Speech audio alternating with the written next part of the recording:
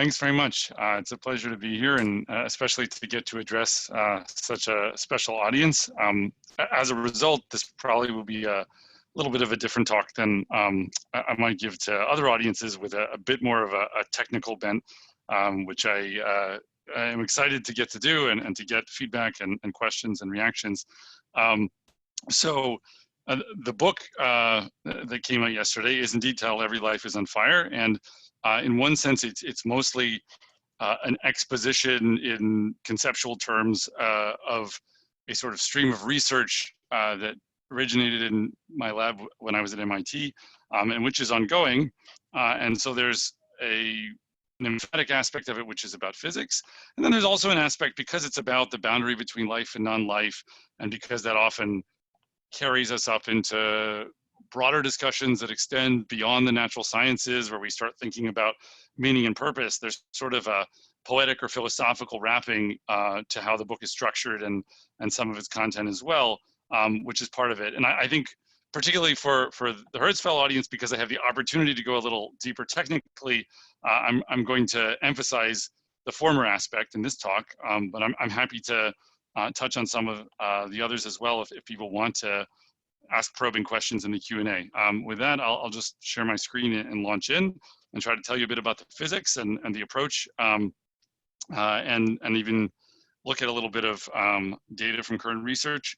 And then, hopefully we can leave a good chunk of time for discussion afterwards, which should be the most interesting part. So with that, all right, can people see my screen okay? All right, excellent. So, sorry, just a second. I think I have a 4-year-old invader that may need to be removed. Just one moment. Apologize.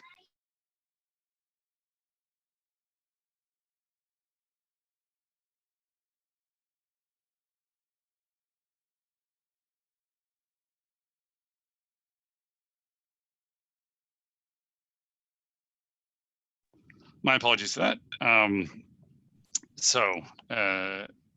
With that, back to the slides. So in one sense, I think you could say we already know what life is, right? Because we know how to use the word life. We didn't come to the concept as scientists originally. It was a distinction between different things going on in the world, some of which were alive and some of which were not, that people found it easy to make before there was a developed science of physics, or, and obviously biology couldn't really come until after we had the concept of life.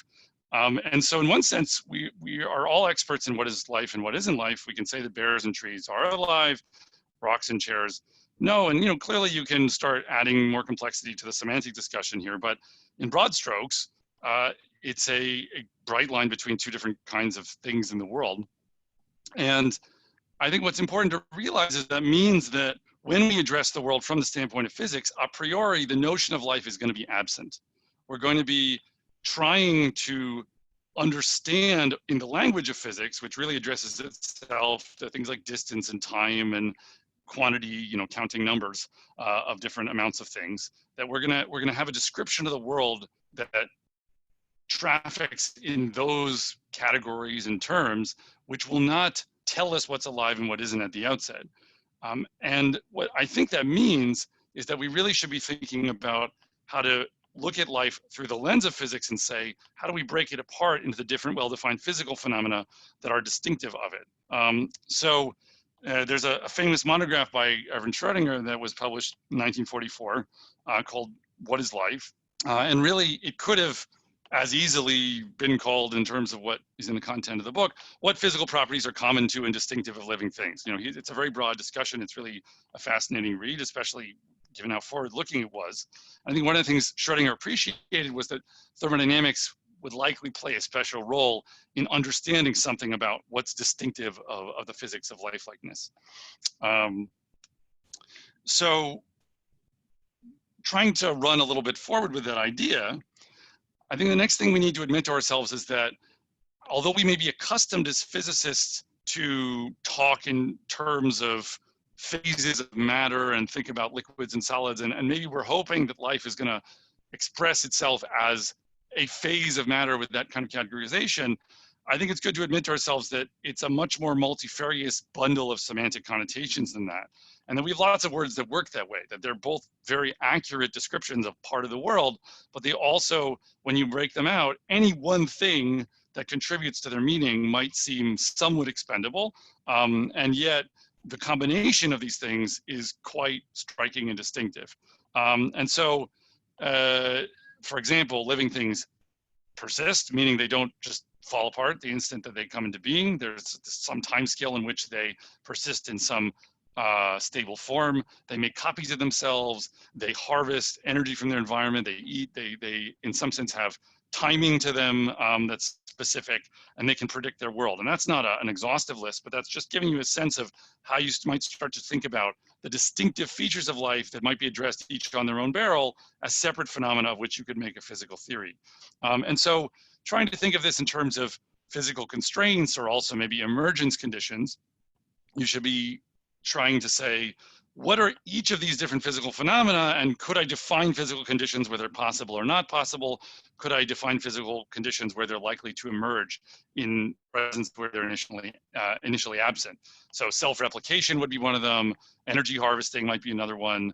Anticipatory prediction of the environment might be another one. Again, not an exhaustive list, but these are the different kinds of things you can now dig into and start trying to characterize them from the standpoint of a physical description. And you're not necessarily going to cover all of them with the same theoretical frame, although I think there actually is a theoretical frame that is pretty capacious, and you can start thinking about these different things as sort of special cases or aspects of the same description. So to start thinking in terms of how, coming from the standpoint of statistical mechanics, you might try to think about this, well, life is particular combinations of its building blocks that are distinctive in the ways that we've been describing. So you could take all the atoms that I'm made of, or all the atoms that any living thing is made of, and you could rearrange them in ways that would look very much not alive. And so what that's pointing to is that really lifelikeness is going to somehow arise from the assembly state of the building blocks. And if you start thinking about how we make good theories of how to predict the assembly state of building blocks, the classic thing, of course, is thermal equilibrium, where we have a very good notion of what the probability distribution over states should be, right? So you have different states, they have different energies, you're at some temperature, so you're just sitting, experiencing thermal fluctuations at some temperature for a long time. And then you're going to get into particular shapes, but their likelihood is going to be directly related just to their energy, because it has to do with the heat exchange in the surroundings.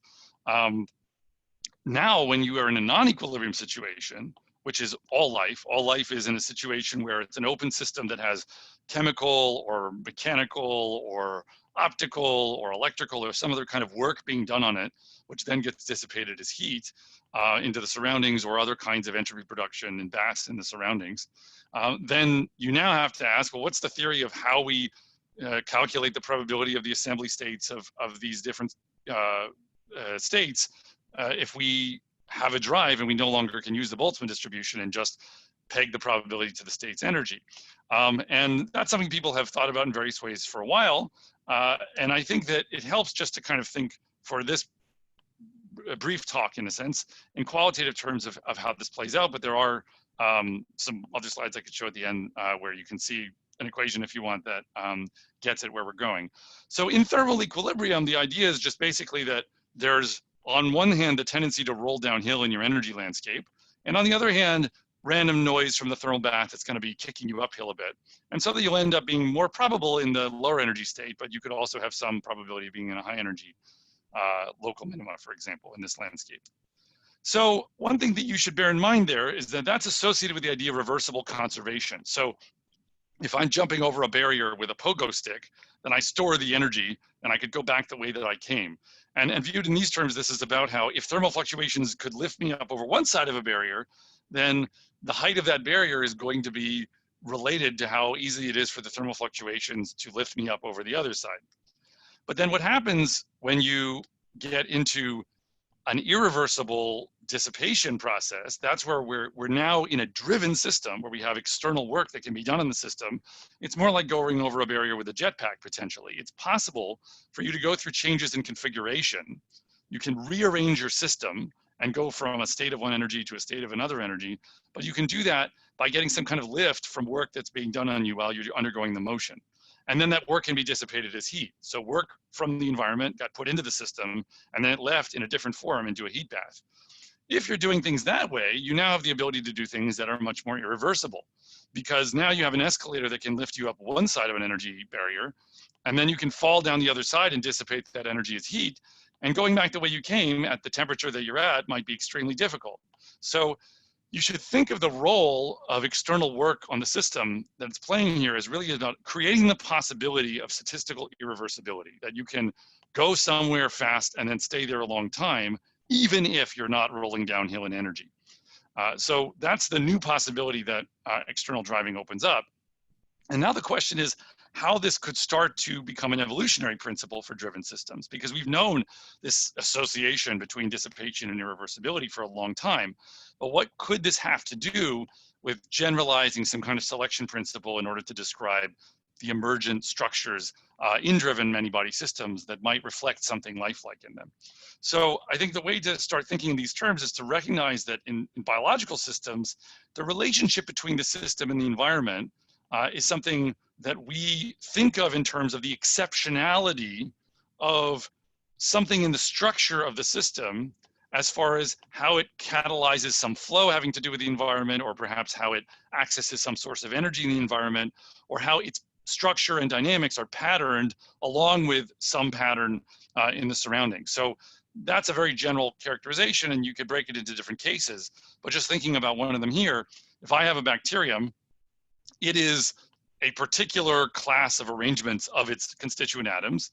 And what makes that class a very rare subset of all possible arrangements of those atoms is that I recognize things about how the function of that set of arrangements is successful in a particular environment. So I could have some enzymes in this bacterium, for example, that might break down sugars in my surroundings.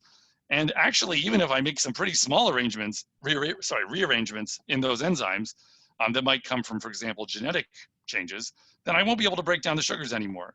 And of course, if I just completely scramble the atoms of this bacterium, I don't necessarily expect that I'm going to have this powerfully catalytic engine that can harvest sugar from the surroundings and break it into pieces and use that chemical flow in order to power other processes. So there's this recognition of exceptionality in the dynamics, which has to do with comparing my state to all the different random rearrangements of my parts, and then understanding that there's something different and special and rare about how my state relates to some possible energy flow from the environment. That's the concept that we're carrying forward here. So, you know, we basically just said what's here on this slide, but we have a bunch of atoms, or we could have other building blocks that aren't necessarily atoms, and we're thinking about how we get into states that are exceptional and how we're going to recognize that fine-tuned relationship. We're going to be looking for dynamics in a driven many-body system where the pattern of the external energy source will induce an exploration of the space of possible arrangements of pieces, and maybe get trapped in a state, or maybe be likely to end up in a state that will have an apparent exceptional relationship to the pattern of that external source of energy. And I think one of the things that we should recognize is going to be novel and different here is that whereas in the biological example, we have a genealogical argument for this, where we think in terms of self-replicating organisms that have parents and grandparents, and they have successfully reproduced themselves, and therefore the traits of those progenitors get passed on to the next generations, and that's how we can explain a fine-tuned emergent relationship to the environment. In the physical case, we don't have that to the same degree, right? Because a combination of building blocks doesn't have parents that copy themselves necessarily, or grandparents that copy themselves. But what it does have is antecedent structures. It has shapes it used to be in. And so that's the generalization here. Because in fact, this Darwinian example is a special case of what we're going to describe as a more general physical process. If you do have a self-replication process going on in your system, then all the things that we'll say are thermodynamically end up following in the language of describing selection in terms of fitness and reproducing yourself, because reproducing yourself is thermodynamically required to involve energy input and dissipation. And we could get into reasons why that's true if people are curious about it. But you can establish that this is true. that if you're going to make copies of yourself, you have to be a dissipator. And so then the whole, beautiful Darwinian story can be told in thermodynamics terms, although it's kind of a perhaps dry or cold way of approaching that story, because you really almost get pulled for a greater distance away from understanding how it plays out in its details. But if you are forced to that distance because you're dealing with a general combination of building blocks that doesn't have parents and grandparents, now you can start to ask, well, can the physics still tell me something? What does it mean as a possible selection principle for my current state that I used to be in another shape and I used to be in another shape? And those shapes had relationship to the environment, even if they weren't copying themselves. They were still, in a kind of hysteretic way, passing some memory of their current shape onto the future shape that precedes them. So getting back to the idea of a fine-tuned relationship to the environment in physical terms, what would that look like? Well, we have mechanical examples of this that are quite intuitive, or at least everyday, where you can have a glass that's subject to a resonator. Sorry, I apologize. I hope you didn't hear that tone. I heard it in my ears and it was kind of painful. But the glass shatters because there is a patterned source of energy in the environment. And it absorbs that energy and it produces motion, which actually can carry the system up over a barrier into a different configurational state, right? And it's actually a very irreversible change, because once the glass shatters, it's in a completely different configuration that doesn't resonate anymore. And it's not going to absorb energy from the environment in the same way anymore. And its effective temperature, if you wanted to call it that very sloppily, is going way down, because now it just can't jump barriers at all. It's just cold glass on the floor. Whereas before it had all this energy coursing through it that was producing a particular motion that could get it up over a particular barrier. So it's a very kind of primitive example of this, but what it captures that I think we sometimes miss is that the shape of the glass is essential to that story. So we often think in terms of the opera singer singing, and glasses of different shapes might resonate more or less, or we think in terms of changing the pitch of the song for a given glass. You can vary either the driving environment, which is the song, or the working material, which is the glass. But for our purposes in this evolutionary scenario, we're imagining a static, or I don't want to say static, but let's say an environment with a fixed pattern to its dynamics, which is a fixed pitch, let's say, of the song. And then now there are different shapes the working material can be in. But what closes, the feedback loop that closes now, is that if my jumping over barriers is about my current relationship to my environment and how much energy absorption powers my ability to undergo irreversible changes, but also as I change shape, I change my relationship to that environment, then what you can end up with is a biased exploration of a high dimensional space of possibilities, right? Because you have this feedback loop that's closed now, where you have a certain shape, the environment dumps some energy into you. You can change shape in certain ways, whereas other ways are forbidden. You change shape a little bit. As you get into a new shape, now that you're a new antenna for the same environment, you're a new receiver for the patterned energy flow in the environment. And now you can undergo different changes in shape, that some of which may have been previously forbidden because they involve too much excitation. And now you have gained some access to excitatory input because your shape is more resonant, for example. So there are processes that allow you to explore shape and get through different possible sort of receiver states or antennae configurations that are all different possible combinations of the same working material. So I have, let's say, 3 toy atoms here, so to speak, and let's say they can be bonded in different ways. And what these escalators are trying to indicate is that something in the relationship to the environment is providing for energy flow that pushes you in particular directions, but only when you're in particular states. So depending on the environment, you induce escalators all over your energy landscape, but not everywhere. In particular places that have to do with the relationship between that system state, that shape for the building blocks, and the particular pattern in the environment. So in this cartoon, what you can see is that if we had a situation such as this, we might end up getting trapped in a high energy state because there were some lower energy states that happened to be good receivers for energy flow from the environment. So we get kicked up over a barrier. But once we roll down the other side, we're actually much colder effectively, because we're not getting energy input as much from the environment anymore. And so even though our altitude in the energy landscape is significantly higher, it's nonetheless the case that we could still be in a high probability state for this particular pattern of driving for the system. So this is how we're really breaking the Boltzmann distribution. You can have high energy states that are more likely than low energy states, even after a long time, because of all of this escalating that's going on from all the driving that's kicking you out of states that absorb energy and carry you somewhere else. So now I want to shift into talking about a particular system that we've looked at and played around with. And we have a paper on the archive about this already, which is in review. And I guess has just been resubmitted actually. And so this is a system that tries to, in a toy simulated model, but with, I think, still a richness, the complexity of what it can exhibit, it can combine the necessary ingredients for you to see how an evolutionary principle like this can play out. And I think one of the things that it's important to bear in mind here is that what kinds of consequences for self-organization you can get from the argument that I've just been laying out really can be quite diverse depending on what you might call the more detailed chemistry of how the different pieces fit together. So in this system that I just described to you in cartoonish language, for example, here, we're going to end up in the end in a system that's much worse at absorbing energy from the environment.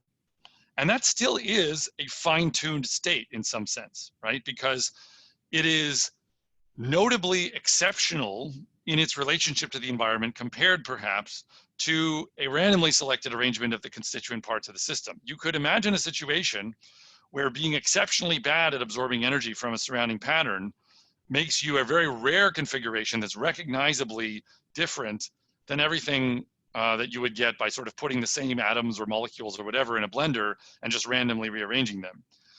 Now, I think at first, when we hear the idea of not absorbing a lot of energy from the environment, we think, oh, well, that can't be lifelike. And I would actually want to challenge that notion because I do think that there's an aspect of lifelikeness that we can start to understand once we look at this in a more complex system.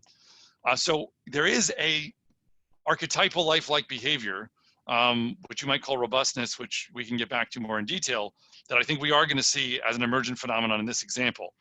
We've done studies also in other simulations where the feedback is the opposite.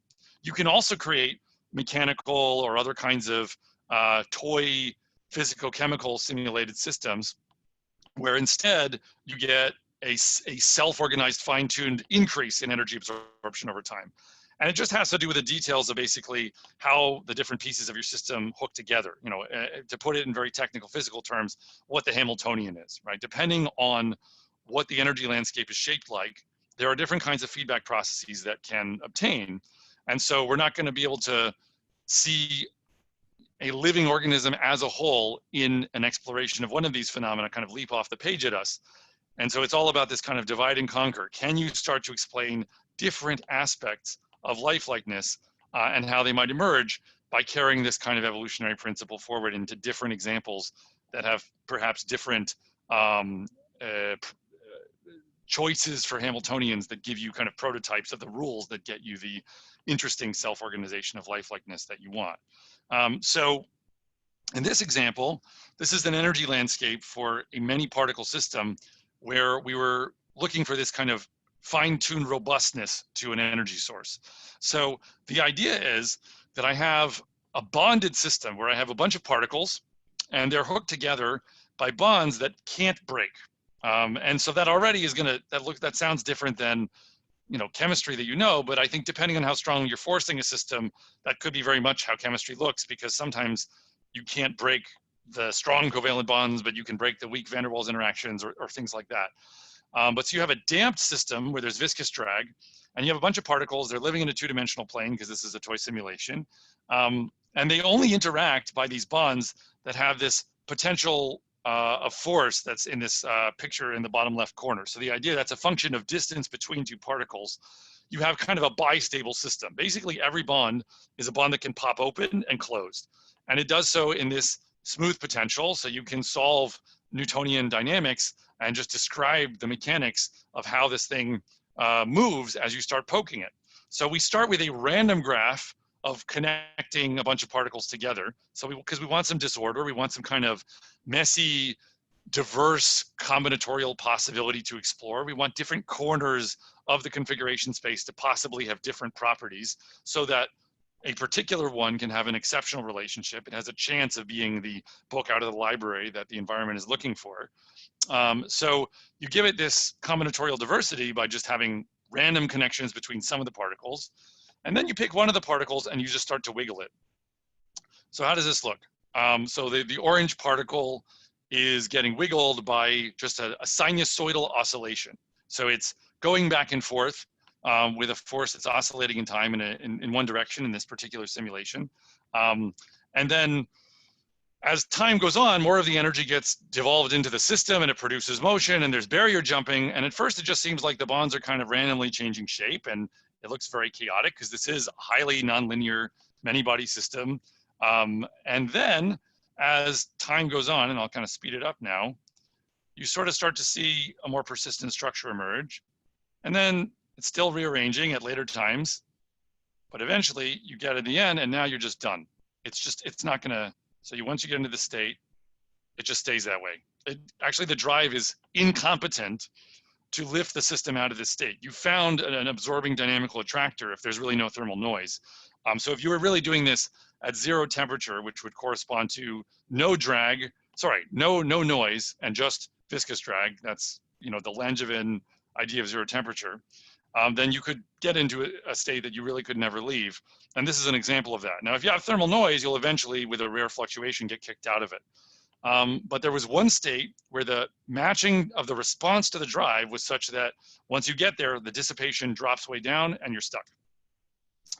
I'll say, because I'm starting to talk about dissipation dropping way down, this is not at all the same thing as the Prigoginian idea of minimizing entropy production in a non-equilibrium steady state, because that result could only be derived in the linear response regime near thermal equilibrium. This is an extremely far from equilibrium scenario, but where you are getting, in a particular kind of Hamiltonian, an optimization of energy absorption from the environment, where it is minimizing the rate of energy absorption in the steady state, or at least extremizing it. I shouldn't say necessarily globally minimizing.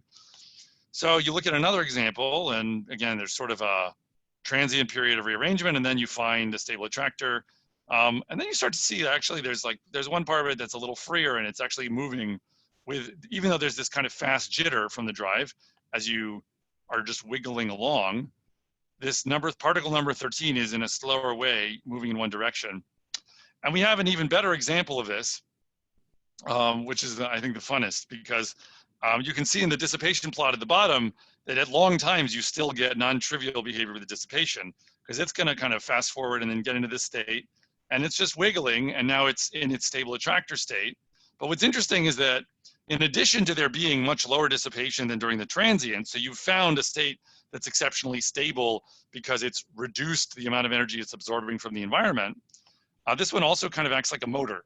So it has a duty cycle where the fact that one particle is being driven causes it to push this other particle around in a detail balance breaking cycle that harvests energy from the drive and kind of goes around in a cycle on a longer time scale. So you didn't have to design this in, you just kind of got for free something that in principle could actually be used as a motor just by having a bunch of disordered connections and a drive that couples to one piece of the system. And then now you can rearrange with a certain kind of toy chemical diversity in the space of possibilities. So if you look at an ensemble of these different random graphs, you see this general trend to reduce the work absorption over time. And that's happening really because of a recognizable fine-tuning in the mechanical response properties. So if you look at the normal modes for the system, which are the frequencies that it likes to oscillate at, the ones that are going to resonate, and just to simplify this for this talk, we can look at the middle column. At the beginning of the drive, this is what your normal modes look like, projected onto the drive. So how much resonance with the forcing direction is there. And then when you let the system rearrange at the end of the talk in the bottom middle, you can see that you've rearranged to have much less coverage of resonant response in that particular frequency range.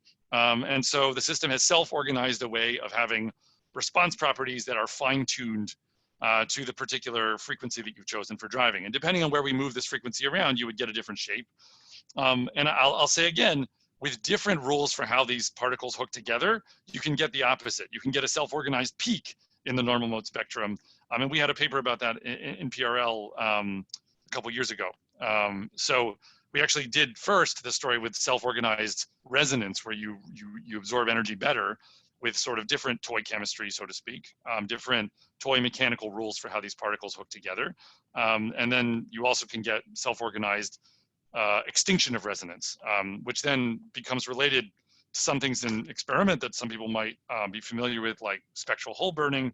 And also, I think really, gives us another opportunity to talk about lifelikeness, which I can touch on in a second. Let me just see where I am with time and slides. Okay, so before we jump into this next stuff, I guess another question just to ask, with these systems is, okay, if I am going to argue that something about what this system is doing sounds somewhat lifelike, then what am I going to point to in an example where I'm getting worse at absorbing energy from my environment? Because at first that sounds like the opposite of life, because we think of life as wanting to eat.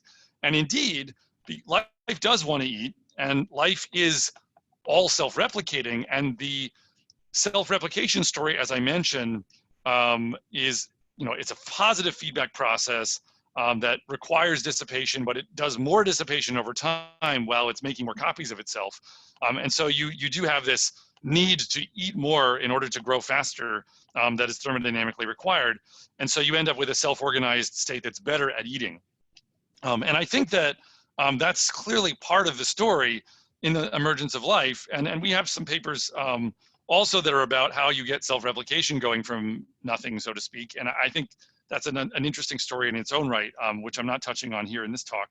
But separately, you could say there's another thing that life does, which we should not take for granted also, which is that it stays in the same shape while having energy flow through it. And we don't want to take that for granted because, for example, if I said today, all right, instead of having for lunch a sandwich, as might be my usual custom, I will just get an equivalent dose in joules of gamma radiation or TNT or something like that. Clearly, that's not going to be as good for me in a biological sense. And as physicists, we can ask ourselves the question why, and it seems kind of trivial because we know that the problem with, a gamma frequency photon or many other chemical things that might release a lot of energy sort of indiscriminately into the body is that they're a bull in a china shop. The energy is going to couple to all sorts of different parts of the system in no particular way and excite all sorts of different kinds of configurational transitions. And it's really going to give you something that looks much more like the transients that you get at the beginning of the behaviors of these systems, where they're just kind of trying out shapes and rearranging in all sorts of ways. And that's the opposite of life also, right? Rearranging completely and exploring your configuration space at an effectively high temperature and seemingly at random is not what life does. Life has a lot of slow degrees of freedom that are not undergoing big transitions most of the time. And then it has some faster degrees of freedom that are more adaptive and responsive and are doing some of the things that we need in order to respond to the environment and change and rearrange.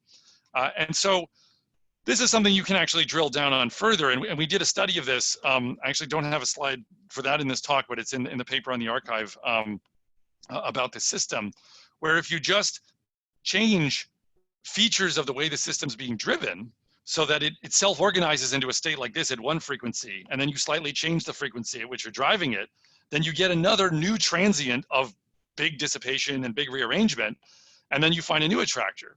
So that's sort of like the equivalent of saying, I cultivated this self-maintaining non-equilibrium steady state in one pattern environment, and it's found an excited state that's stable and self-maintaining with this energy source. But if I change the character of the energy source, so to speak, from a sandwich to gamma rays, although, obviously changing the frequency of a single, sinusoidal oscillation is much more primitive. If I change that drive, I have to rearrange much more violently. And I'm not going to preserve the structure of the attractor anymore. I'm going to explore and find something new on some longer time scale.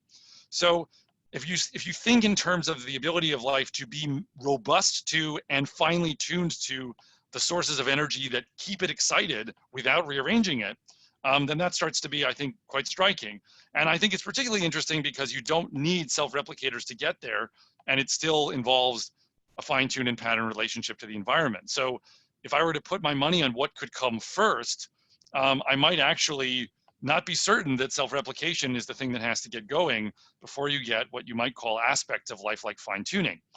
However, I also think it's important to say in wrapping up the prepared portion of this talk that we, first of all, should be looking, more in the direction, if we want proof to be in the pudding, of things we can build and things we can make, if we want to really kick the tires on these principles and on these new theoretical ideas, because it's not, at the end of the day, forensically going to be so easy to adjudicate on the question of exactly what might have happened a very long time ago when life first got going. And there are efforts one can exert in that regard, but certainly going back to the very beginning, before self-replication, and looking at how much of signature we have, I leave it to others to overcome that challenge, because to me it looks like a very hard problem. And so anything that I could say sitting in my armchair, so to speak, about, as a theorist, how I might think about how life might have emerged, I certainly should be careful and cautious.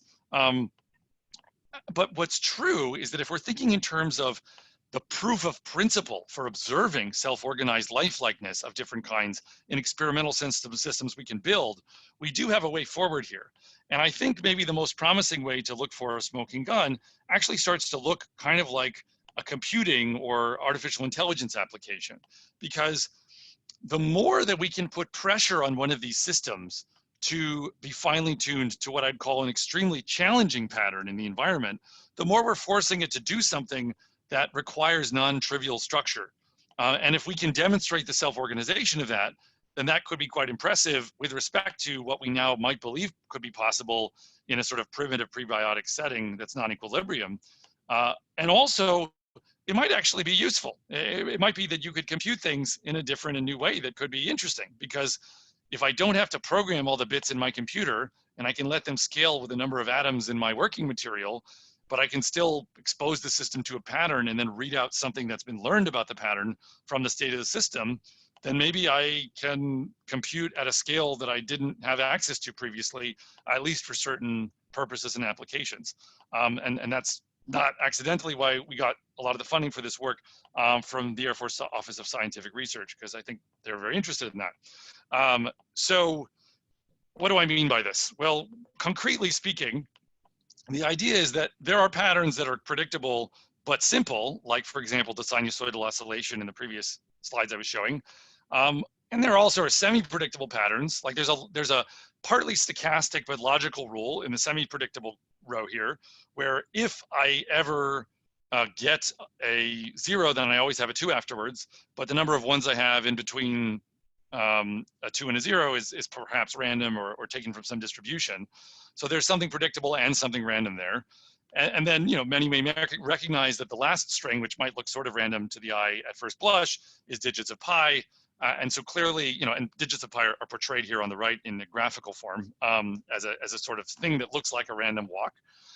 So the question is, if you have a pattern that's definitely predictable, but hard to predict, and maybe not as hard as pi, then when you feed that into many-body dynamics, what do you get out? Can you demonstrate there's still learning of something complex that might be the signature of useful computation and a way forward to recognizing interesting anatomy and what had to self-organize in order to predict that complex pattern? So if this sounds crazy, there actually is already experimental work along these lines. This was done at ETH in Switzerland. It's very interesting.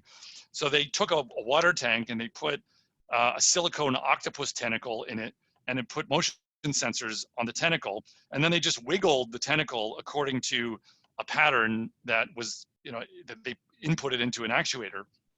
And so this is a hopelessly complex system in terms of predicting what it does. It's very nonlinear. There's turbulence. There's all sorts of things going on there because it's, solid meets liquid. And so you can't predict it, but what you can do is measure what it does. And then you can use that as what's called a reservoir computer.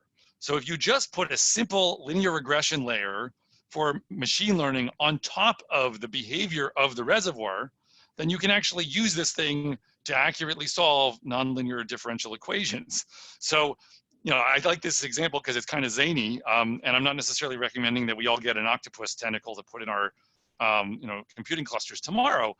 But I think what it points to is that there's real potential for new kinds of computing that you might be able to appreciate if you realize that many of the pieces of a turbulent fluid might be conjurable as sort of, or enlistable as your army for computing purposes if you have the right way of reading out the output. And we have a computational study that's like this, that's a bit more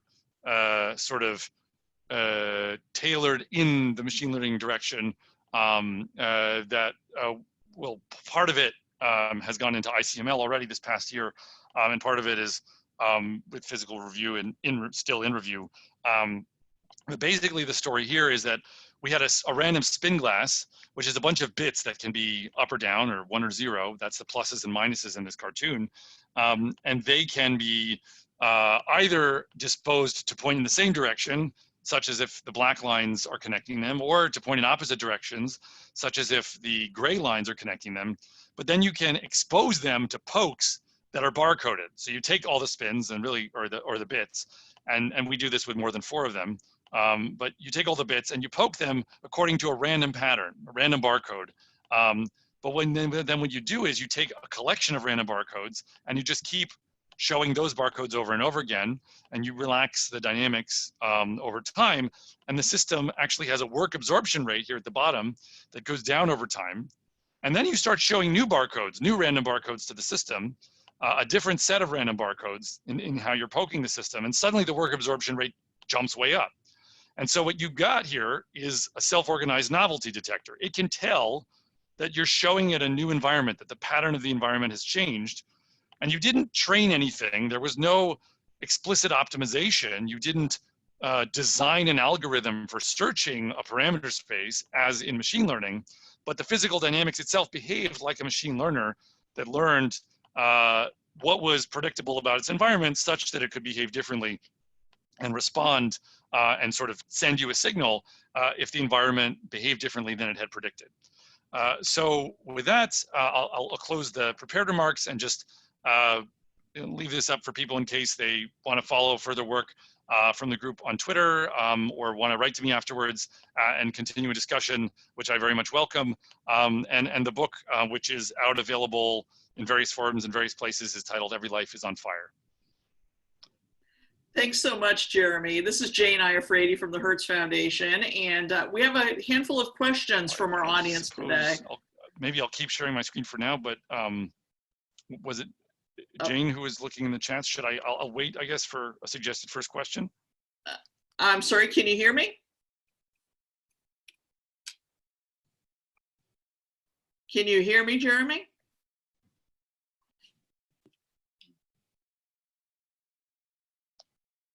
I'm not getting any audio yet. Jeremy, can you hear me now? Can anybody out there in the audience hear me? Hear you. Yeah, we can hear you, Jane. Yes, Okay. we can hear you. Thanks. Can somebody try to let Jeremy know? Maybe he could just go to the chat. I'm not hearing anything, unfortunately. Okay. Should I maybe stop sharing and stop being a co-host or something? And would that help?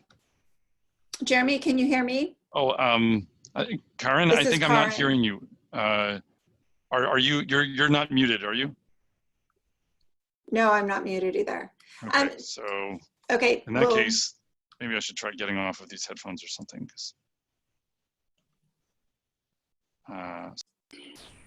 Jeremy, can you hear me now? I can now. I just unplugged my headphones. Let me try plugging in again and see if that works newly. We have a handful of questions from people who are online with us. Okay, I should be able to hear now. Is that? Can you hear me now? Yes, I can. Excellent. Oh, perfect. Thank you. Okay, so first question from our audience is really more of a clarification. He's asking, is your argument stating that a laser which employs a metastable state, does that have a lifelike characteristic? That's a great question. So I think lasers, in one sense, are an example of some of the physics we've been talking about, because they're a non-equilibrium system that has a feedback process going on there, where there is maintenance in an excited state that you can't maintain without the external drive. So there are at least two things to say about that. One is that I think that as long as we go in the direction of systems where the state space that's relevant to this maintenance is relatively low dimensional, we always get into this murky area of whether we want to call it lifelike or not, because I think that part of really what strikes us in lifelikeness is about fine tuning. And to really have fine tuning, you need high dimensional matching. You need a high dimensional vector of numbers or a space of possibilities in order to recognize a qualitative agreement. And I think when you talk about non-equilibrium systems described by a few effective variables, you always can more easily relax into the idea that, well, it so happens that the dynamics of this system work this way. So I could have a ball, similarly, a ball rolling on a spinning bowl, right? I could roll a ball in a spinning bowl, and the centrifugal force could keep it on the edge of the bowl, and it's an excited state that needs external driving, because if the bowl stops spinning, then the ball will roll to the bottom. But to call that lifelike, you'd say, well, that's sort of it's a very cartoonish description, and it doesn't go beyond that. I think that once you allow the system to have a very high dimensional and sort of disordered landscape of possible response properties, such that you now could imagine having a barcode level specificity to something in the environment that's more like how living things can eat a particular sugar but not another sugar, right? The kind of library of knobbly distinctiveness that different chemicals have is part of how life demonstrates this to us. Then I think you're getting more in that direction. Though I'll also say that, in this paper I was just talking about work from, we cite papers from laser physics because that's where one of the examples where you can see experimental exploration already of targeted destruction of attractor states through resonance, that you want to get rid of an attractor state, and so you purposely turn your drive onto a resonant frequency for that attractor, and then it absorbs too much energy and it was metastable and it gets kicked out. And so you can ablate attractor states with resonance that targets their natural frequency. And that is really very much akin to some of the physics that you're seeing in this example. Thank you. Cooper Rinsler asks, he points out that several others have solid arguments for how order can emerge from chaos in a non-equilibrium environment, and others on how consciousness might emerge from a certain degree of self-reference. Mm-hmm. What is your logic for how increasing complexity might be selected for, and what must be true of boundary conditions such that self-referential or self-reinforcing complexity is selected for? Mm-hmm. Yeah, I think that's also quite interesting. So one thing I think we always have to step back from is that when we talk about things, that go as far as wanting to use the word consciousness, the examples that we know of have all involved a living thing somehow so far, in terms of what we have either built ourselves or discovered in ourselves or in other animals, and that's where the discussion tends to live. And so I think to the degree that that's the case, I can't say in general or with certainty that I know that selection at the level of a self-replicator has to be brought to bear before you get the kind of pressure on a system to really gain a concept of self, that it might come in handy, for example, with self-preservation and things like that. But it is notable that the examples that we know, aside from the ones that we've kind of made ourselves to try to copy ourselves, all came from a self-replicator as far as we know. That being said, I think that, if you want to make a gray spectrum for things that are more about self-reference or self-awareness or consciousness, that question and that idea is certainly one I think about, which you may gather along the lines of the latter part of the talk, where we're thinking about this more in terms of AI and how this starts to look like machine learning. Because I think what is true is that it's all a question of how complicated the pattern of the environment is, such that, how smart you need to be to predict it, essentially. And if the physical dynamics produces enough pressure to find a state that actually does at least a decent job in some sense predicting something that's hard to predict, you do have to ask the question, well, what's the mechanism? What's the anatomy of how it does that? And that is an additional scientific question. Like, you could have a smoking gun for the phenomenon and not know how it does it. The same way we didn't used to know, I don't know, how cells copy themselves or whatever. And we understand much more about that at a molecular level now. And I think the reason that's particularly interesting is because if we're going to ask how this informs either our understanding of how life might have self-organized to begin with, or how life works today, one of the things that we should bear in mind is that there are things that are kind of historical about how we think about pieces of living things where we might want to step back from that bias a little bit. Like with DNA, we think of DNA as a message that's copied. And the reason for that is because we first discovered it that way. We were looking for the genetic material. We were looking for the heritable message that carried traits from one living thing to another. And then ever since then, that's how DNA is presented, also because it's marvelously cool how it does that, right? The double helix and all of the complementary base pairing and everything. But if you just think about DNA from the standpoint of a single cell and what's going on there, it's interesting that also what DNA is an extremely kinetically trapped set of atoms that have huge consequences for the dynamics of faster degrees of freedom in the system, while also themselves being relatively hard to rearrange. And it's very energetically costly to rearrange them. So, you have a small number of atoms relative to the bulk of the cell as a whole, that has an outsized influence on the rest. Like, if I change a few dozen atoms in the DNA of an organism in one cell, I might be able to actually, cause cancer and kill the organism or something if things really go sideways. Whereas if I change the same number of atoms in the proteins of that cell, it's very unlikely to have any biologically detectable impact, because it's just not, most of the bulk of biological activity going on enzymatically or whatever else.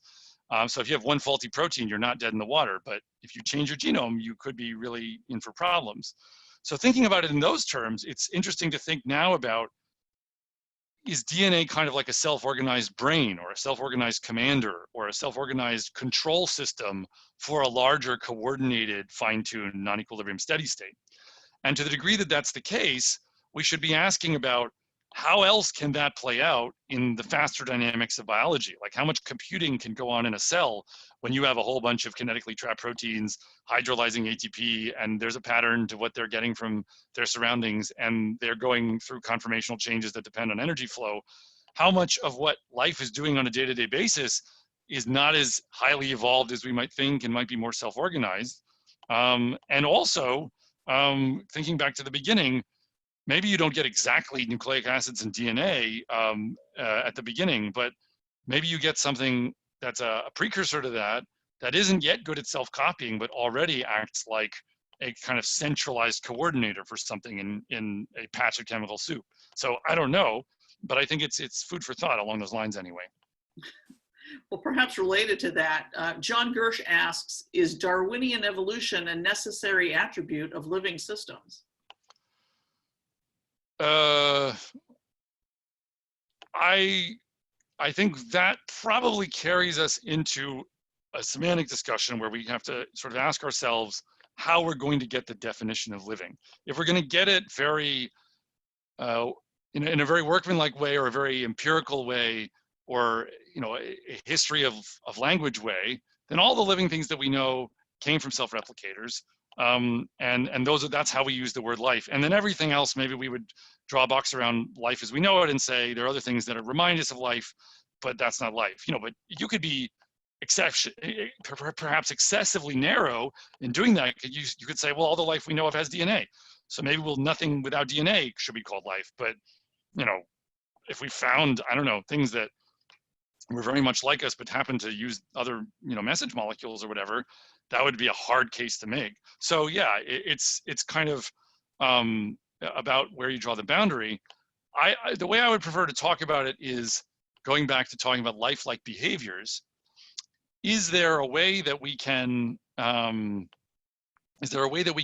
lifelikeness into its different pieces and talk about pushing to the extremes of those, And if we find that we kind of can't go further without modularity and without self-replication, and that, you know, combining them feels necessary for getting some additional exceptionality in the overall package deal that we're getting, maybe we'll empirically find it's difficult to put things together that seem as good as life at certain things without that piece of the story. But I think that in the meantime, we may discover there are lifelike exceptionalities in self-organized driven matter that might be hiding in plain sight because we haven't even been looking for them in the right way. And we might not have called them life, but we might still be impressed by how they compute or how they predict or how they harvest or something else like that. Chris McKee asks, since most laws of physics are time reversible, what is the condition on the number of elements in a system in order to get the irreversibility that is central to your argument? Okay, that's great. So that gives me an excuse to show an additional slide. Or maybe I can do that. So can people see this slide? I can see it. Yes, yes. All right, so this is the result that, at least as far as how I got pulled into thinking about this, really was the driving force, no pun intended.